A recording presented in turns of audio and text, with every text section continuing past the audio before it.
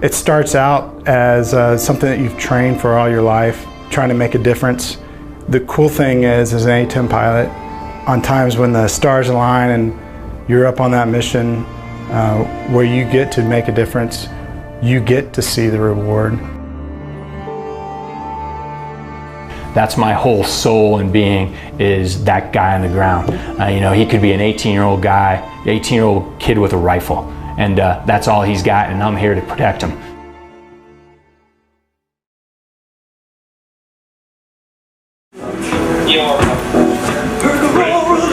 You're here, sign up, yourself on front of those now. Your aura is up there.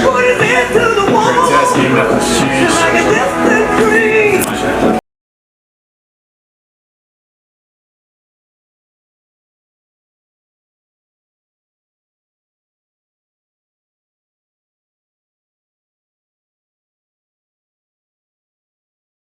The first time I ever saw an A-10 was when I was in Army basic training at Fort Leonard Wood. So although I grew up around general aviation and knew a lot about civilian airplanes, I had actually never heard of an A-10 until I was doing road marches during basic training. How I got interested in the A-10, I can still remember it to this day. I was at a hobby store, because I, like a lot of kids interested in aviation, I built a lot of airplane models, and this was 1979. I was in high school and went to the hobby store, and they had a model of a Revell model of the for then brand new A-10. It had only been operational for a couple of years at that point, and I just saw it, and I can still remember to this day looking at the wall of models and just trying to pick what I was going to build next, and I saw the box and the picture, and I was like, what in the world is that? And obviously it's a pretty unique airplane. I mean, now we don't think about it too much, but back then, I mean, it was totally unique with the two engines mounted up high and the big gun sticking out of the nose, and it was just a very unique airplane. I saw it, I was like, what in the world is this thing? It initially got utilized as an anti-armor platform, and that's why some people call it the tank killer, because in that phase of its life, that was its main job. I was a first lieutenant. I was 26 years old when Desert Storm kicked off.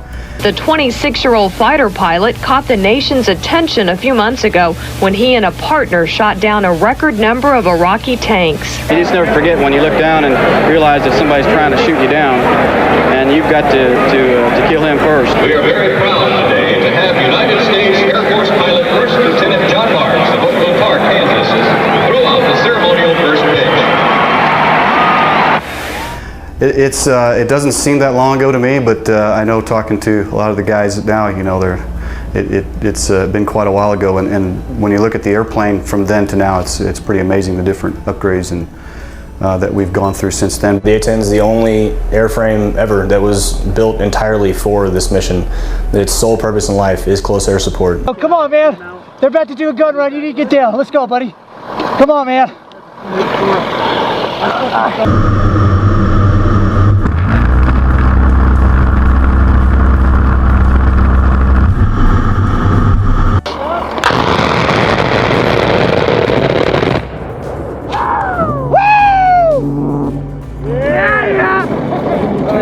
A-10 saving the day again, baby.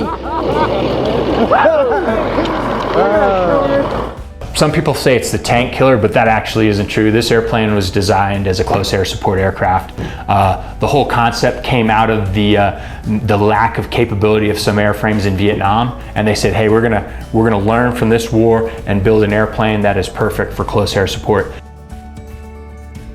It's an awesome testament to the aircraft, I think, that the same gun that we used to kill main battle tanks in 1991 is the same gun where we can shoot a single insurgent that's fleeing on a motorcycle, or shooting at our guys from a tree line.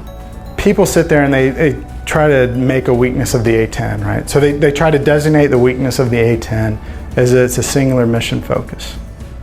I think that's our greatest strength.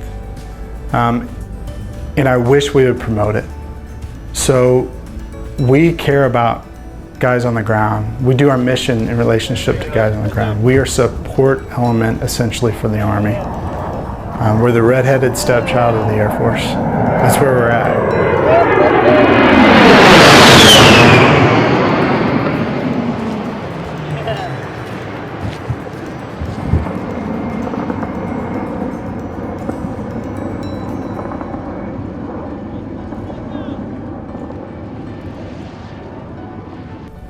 But that close air support expertise, when the A-10 is gotten rid of, or if it is gotten rid of, and you get all these multi-role fighters, you lose that expertise because it's not number one in the Air Force goals. It's not number one in the Army's goals. The only way it's number one is in the A-10's goals. That's where it's number one. And it's not a political statement. It's really not. It's more of, we care about the guy on the ground. I'm not saying air interdiction mission isn't caring about the guy on the ground, but it's not tangible. You can't really grab the benefits of it right then. You're gonna wait a certain amount of time to see its effects. Air to air, how's that about the guy on the ground? Well, you're building air superiority, air supremacy, correct. But is the guy on the ground gonna see it, get the tangible benefits of it? No. Close air support is about the guy on the ground. Oh my God. And we're all laughing at this on camera. That's awesome. Let's start over. We work extensively with Joint Tactical Air Controllers, Special Operations Forces from all branches of the military, not just the Air Force. Extensive training back stateside that lets us kind of learn their lingo, learn the ground situation that they're facing on the ground. On the flip side of that, they get to understand how we operate, they get to see our sensors, they get to see how we employ weapons.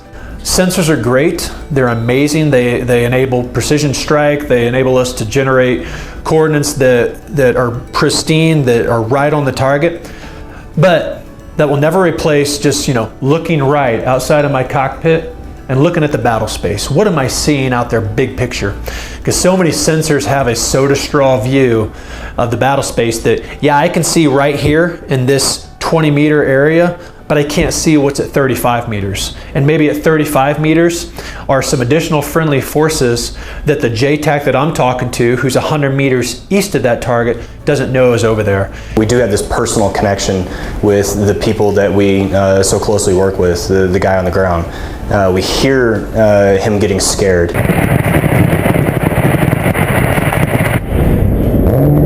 Request immediate re-attack, same remarks, same restrictions, from last hit, north 75 meters. We hear him getting excited. Here we go, that's it. Good hit, good hit, good hit.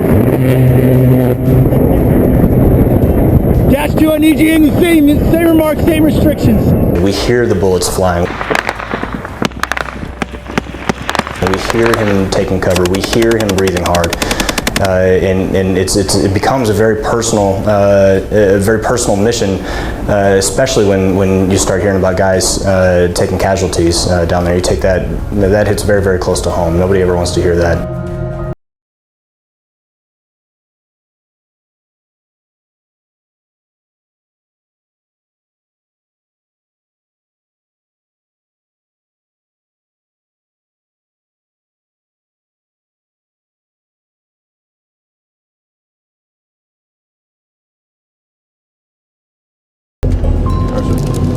Okay, today we're going down to Sande Sufla. We've been there recently, so we've got a good lay of the land. Keep in mind, Spondy's been pretty hot recently, and they've had some contact from the same area around Sande Sufla. He went over the recent activity.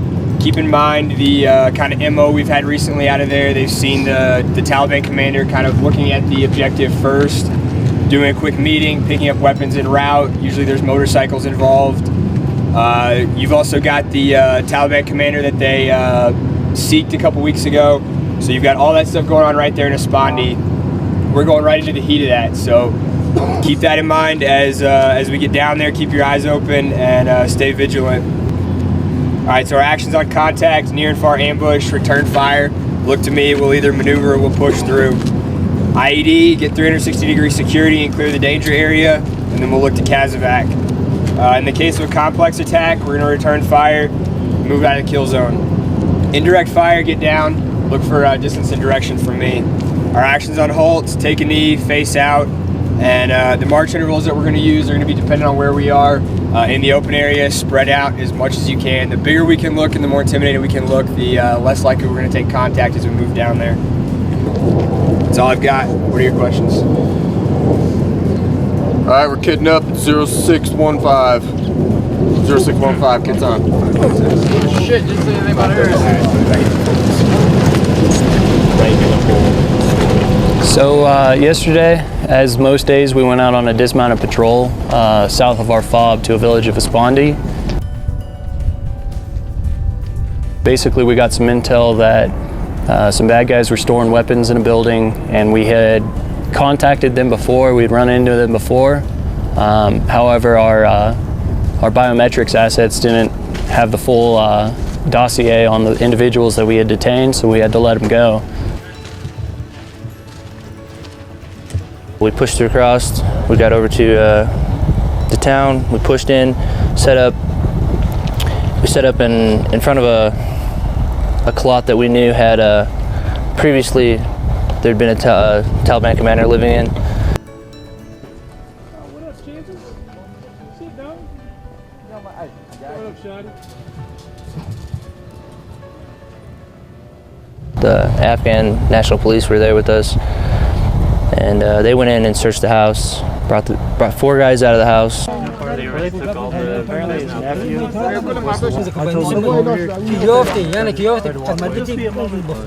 We questioned them tactically, had them all separated from each other so they couldn't be talking while we were questioning them.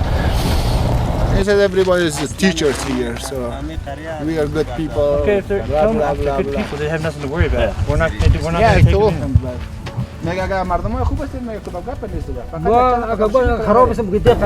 Guys that just their stories didn't match up. Unfortunately, we weren't able to detain them. We enrolled them in the Sikh. Before we left the town, we were getting intel reports that the Taliban were massing forces, which, I mean, it's a common report, you know. But it's one of those things that, you know, unless we have confirmed visual, we can't really do much. So we just had to continue moving back to the base.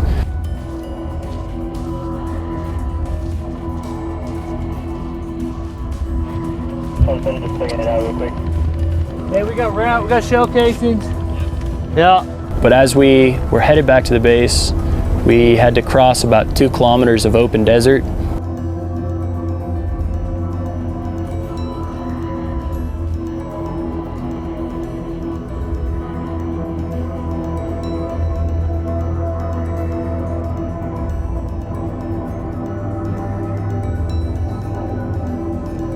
We got about 500 meters outside of the village and started taking some pretty accurate fire.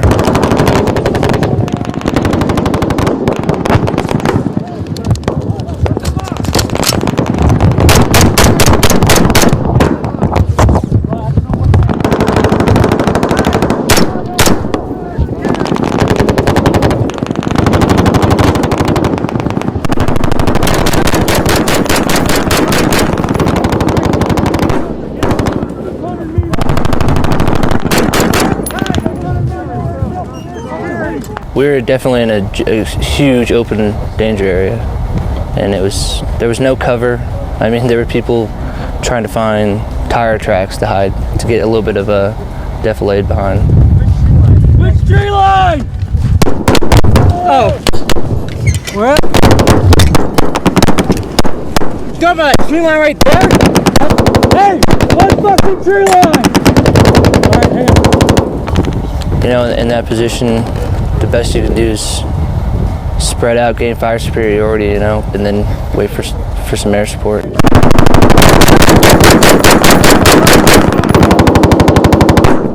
Our comms were a bit of an issue at the time, and so they had a little bit of a struggle, but they did have A-10s luckily being pushed down to us. I have your position south of the tree line. Luckily, the enemy broke contact first after some effective fire from our platoon, and we started RTBing.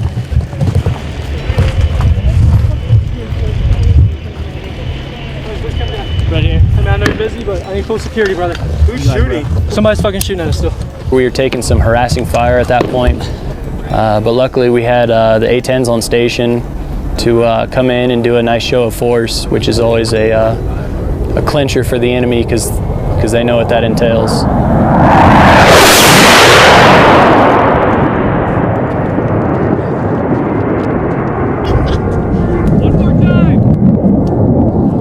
With the ground troops that I work with, when they think close air support, they think A-10s. If you tell them something else, you can always kind of hear them like, I don't care about that. Like, tell me when A-10s are on station. And I think the reason for that is they almost share the same mentality. If you were to say that there's a grunt in the sky, it would be a HAWG pilot.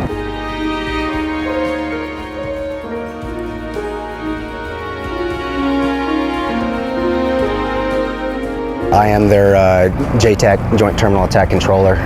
What I do is advise on air assets, capabilities, assist with those air assets as well as control them if we need to go kinetic and get some ordnance out of the sky and get bombs on target.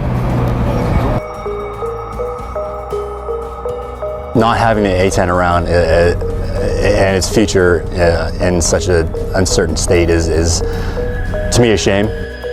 You know, for the Air Force to want to get rid of the A-10 to me is them saying there's no longer be any ground wars. To win a war, you need boots on the ground, and to have boots on the ground, you need support, and you need the right kind of support to have boots on the ground, and it's the A-10, honestly. Even sometimes just the sound, or just telling the ground commander, hey, A-10's on its way, or we have aircraft supporting that we hear 5 mics, and he asks what it is, you say, hey, we got an A-10 coming on. It picks them up a little bit.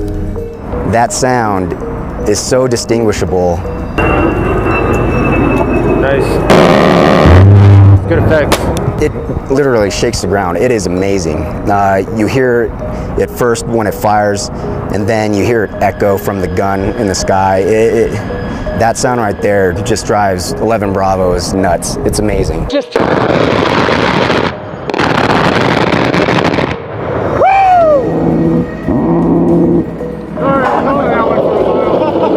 Hey, thanks, sir. I just shit my pants. Oh, yeah. Woo! Fuck that, motherfucker! It's that sound of corny like freedom, but it really is. It's the sound of don't mess with me. It scares off everyone and shows you're in good hands.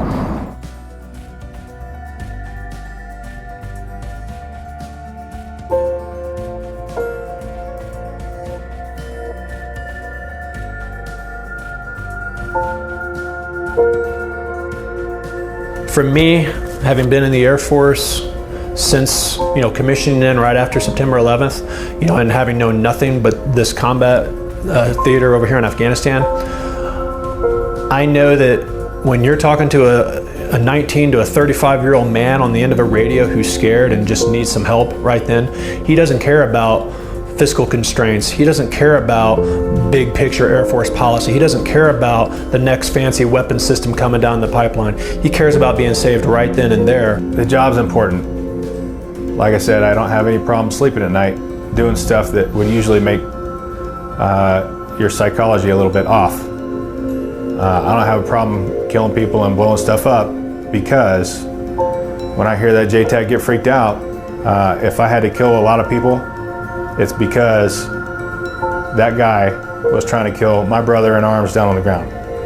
That's what I was born and bred to do in the Air Force. It's amazing to be in this job, to be able to know that through interactions with JTACs, that my job matters to people. I'm very lucky to be that way. There are very few jobs, I think, in the world that have that much real feedback from people to say, I appreciate what you do. It makes it, it's very humbling. It's that we are so trusted and liked by the ground forces. I think that's something that I'm very, very proud of. They love this airplane and they trust us is the biggest thing. I mean, when you're shooting last night, we just looked at it, was between 65 and 100 meters away from the friendly guys, and for those guys to trust us to do that on a regular basis is very gratifying. I'm convinced that when the history books are written about my generation of aviators, there's no doubt that the A-10 will be a key point of what air power has provided in the world and in the global battle space. The evidence speaks to itself of what the airplane has done, so there's no denying what the airplane's capable of doing and what it's done for nearly 15 years straight.